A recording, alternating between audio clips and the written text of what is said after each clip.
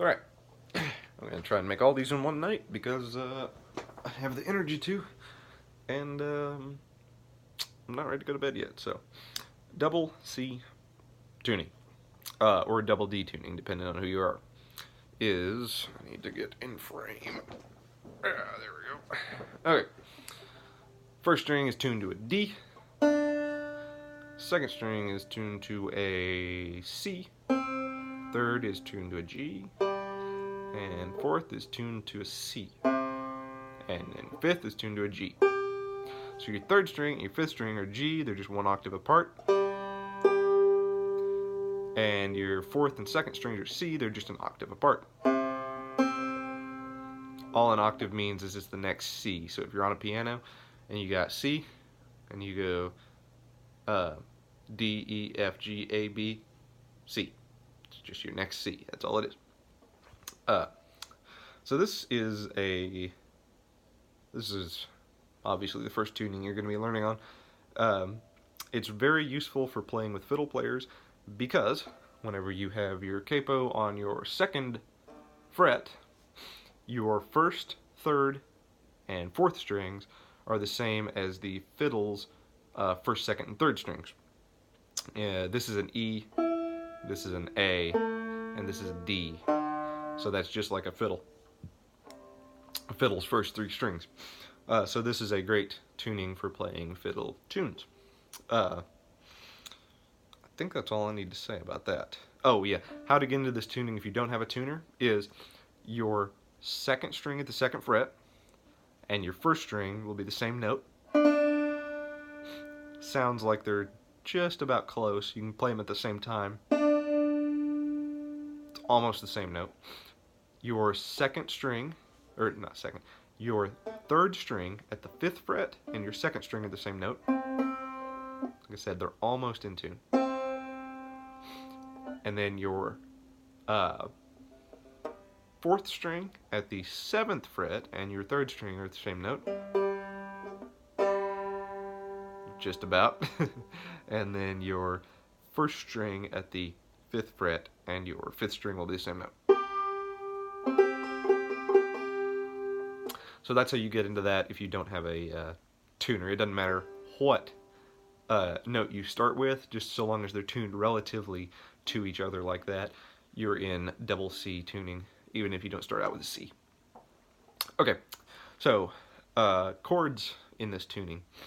Chords are, I don't actually know what chords are, like dictionary definition, but as far as I can tell, it's just three or more notes that sound really good together.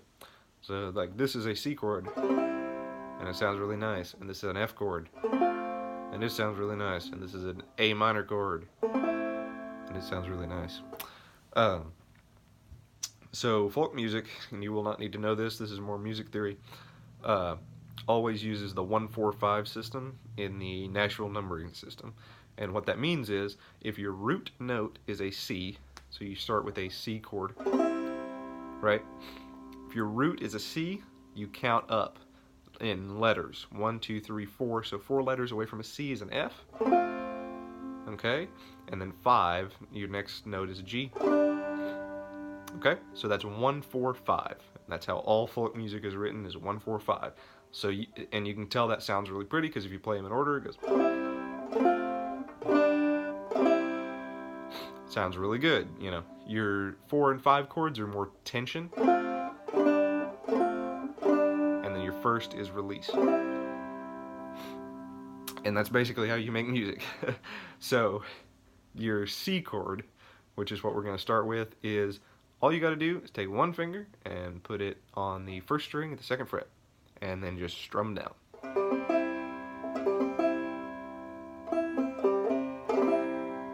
And that's your C chord in double C tuning. F chord, this is going to take 2 fingers, ideally your index finger and your ring finger, though you can use your middle finger.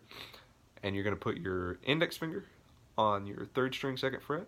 You're going to put your ring finger on your first string third fret. It looks kind of like that. And just play the bottom 3 strings.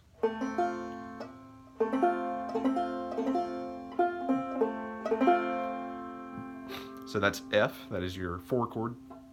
And your 5 chord is, I'm going to call it G, banjo players will call it G, but if you're playing with a guitar player, it's not a true G chord, like a regular G chord. It sounds good, but with the guitar player would play a G7 chord. So you're going to take your index finger, 2nd fret, 4th string, and your middle finger, and put it on the 2nd string, 2nd fret, right? Now, this is what this is going to do, if you remember from tuning, is that your 1st and 2nd strings are going to be the same note. So,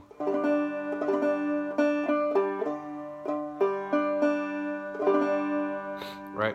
So that's C, F, G. And it's really important to know these and have them down, and make sure that whenever you're making them in songs, that all your fingers are getting in the same, their respective places at the same time, because that's what's gonna sound best. Well, now that you know these 3 chords, you can start making music, right? It's not that difficult. You can just sit there and freestyle with it, just like.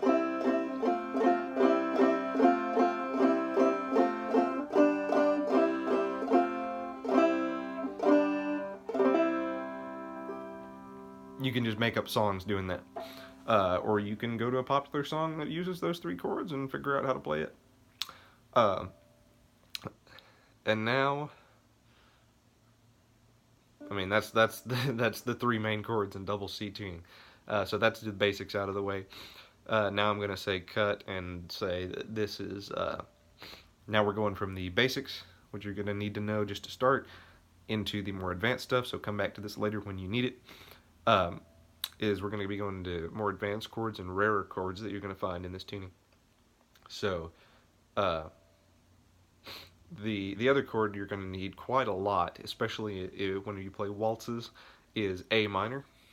And that is, if you just take a G chord and move it down 1 string, so your index finger, 2nd string, or 3rd string, 2nd fret, middle finger, 1st string, 2nd fret, sounds like this.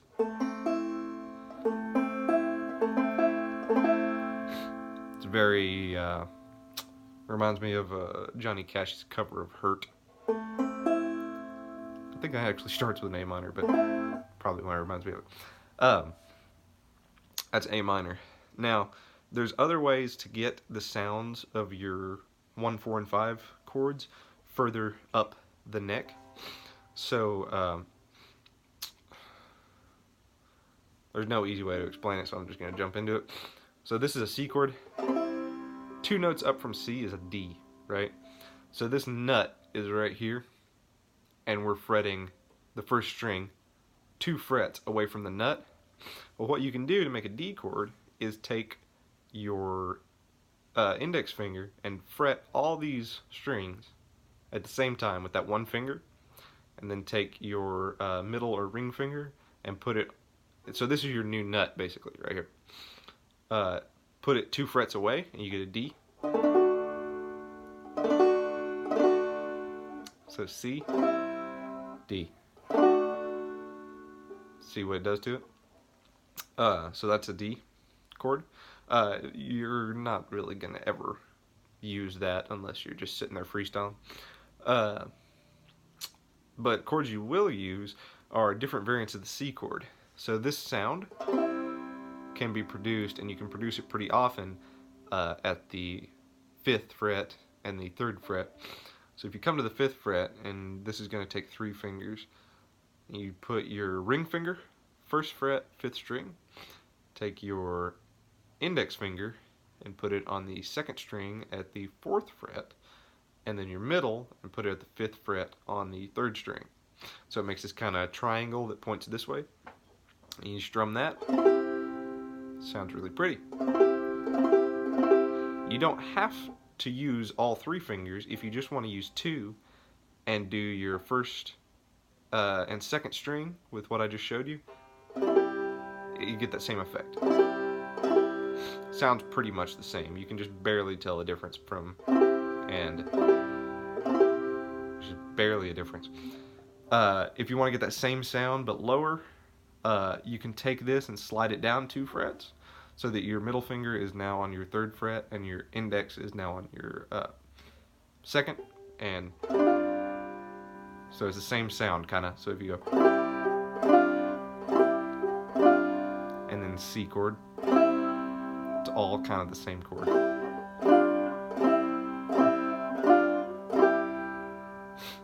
See what I mean?